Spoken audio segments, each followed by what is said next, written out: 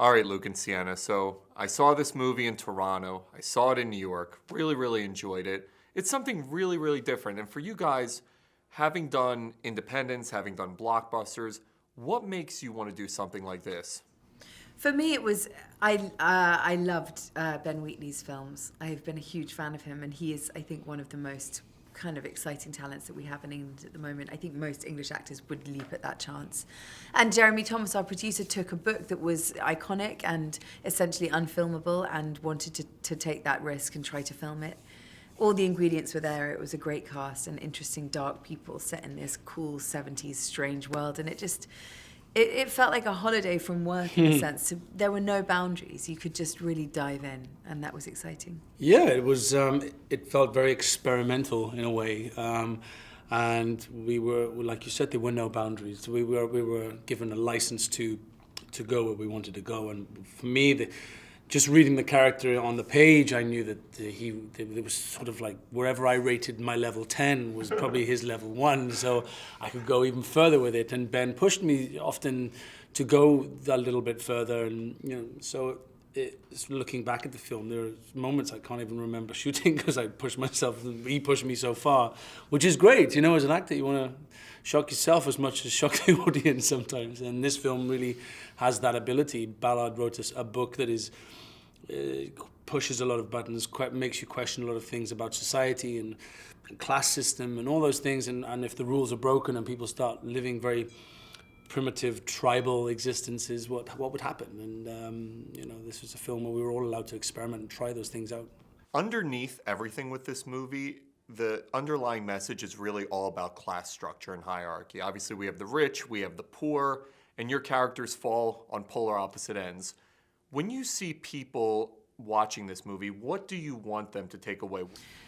I think it's quite kind of prophetic in a way. There are a lot of themes that are touched on in the book that ended up kind of happening. And I do feel like we are entering a sort of digital, pixelated age that is complex. And it will be interesting to see how people respond. I mean, Wilder's character is obsessed with filming and people are obsessed with watching themselves back. And of course, that ended up happening with YouTube and Instagram and all of this stuff. There are a lot of themes which are scarily kind of possible. What did Ben say? He said if this had been in like nowadays, he would have been tweeting his pictures of what was happening and selfieing him with different parts of the high rise as he was escalating to the top. So it's as an observation of society. When you think it was written in the 70s, mid-70s by Ballard, how accurately he portrayed the class system and how extreme the class system can become, and how the people at the top often know very little about the people at the bottom, and the ones at the bottom want to fight their way and fight for their rights and all that stuff. It's still going on, and it goes on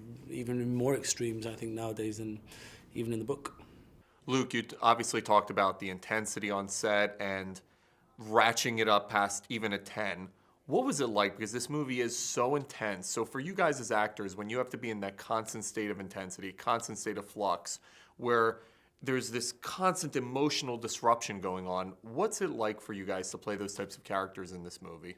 We managed to laugh quite a lot. Yeah. It was hard, and it was filled with quite manic energy, and everybody had to commit, and that was the environment on set. I mean, everybody just jumped in. We were in mad costumes, and we had black eyes, and you were covered in blood, I think, the entire time. First day on set, I was covered in so much blood. I was like, it was my final scene in the film I shot on my first day. So very normal film experience. Lovely scheduling. Lovely scheduling. Thanks for that, Ben. Lovely. And I just realized then that this was, to even be in the state I was in on that first day made me think, what the hell am I going to go through to get to this point? And I had 9 weeks ahead of me to shoot that journey. So you just have to jump in feet first and tread water the whole time.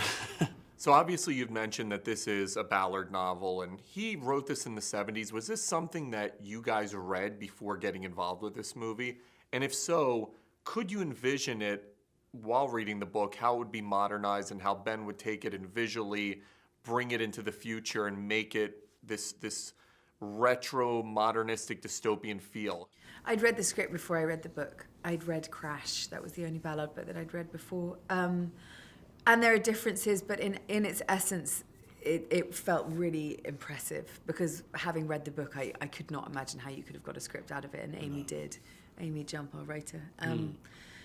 But what's clever, Yeah. she also, she, as much as it's a modern adaptation, it was based back in the 70s, although in the 70s he was talking about the future, which we've well and truly passed, So cleverly she took it back to the world that he existed in and when and what influenced him when he wrote the book. So I thought it's a very clever way of telling the story, is not put it into the future, which we've already passed, but taking it back to the period in which inspired him to write this story in the first place. One of the things I really loved about this movie was it had this period piece retro feel.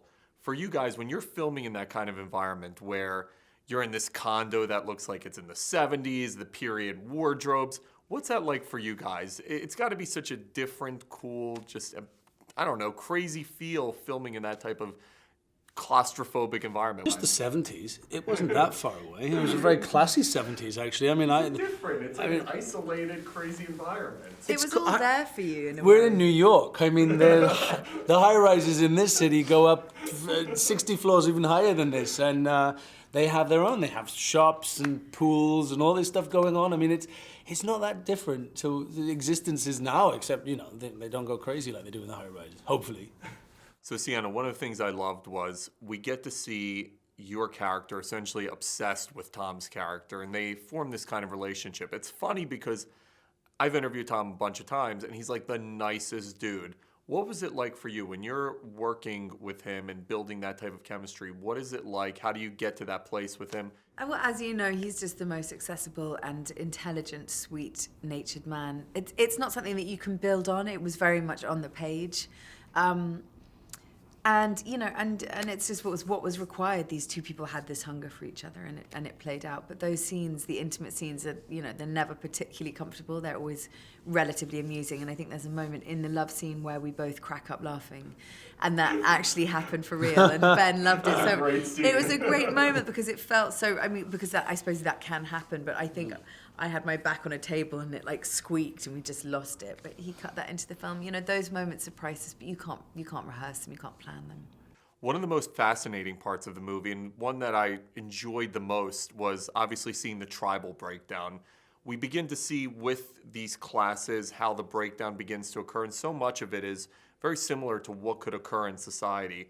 What was it like for you guys? And I don't want to give too much away because obviously with your two characters, there's a very pivotal scene where it ends in a very brutal, apocalyptic type of situation.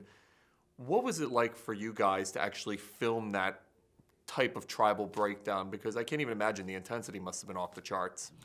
Well, you sort of want it over and done with as soon as possible, frankly. I mean, it's not nice. It's not nice to do things like that, but it was part of the story. And it is a moment in both of those characters' journeys which needed to be told. It's who would have thought that would have happened at the beginning of the film? You see the passion and this obsession he has with, my character has with Sienna's character. So it's shocking, and I think it's done as tastefully as possible, and allows the audience to make up their own mind as to what's going on and how that affects them, and you see the aftermath of it as well, which is as intriguing as prior to that event and after. It's really crazy. I mean, it's crazy, but it was a hard day, but you just do it. Luckily, we're very good friends. So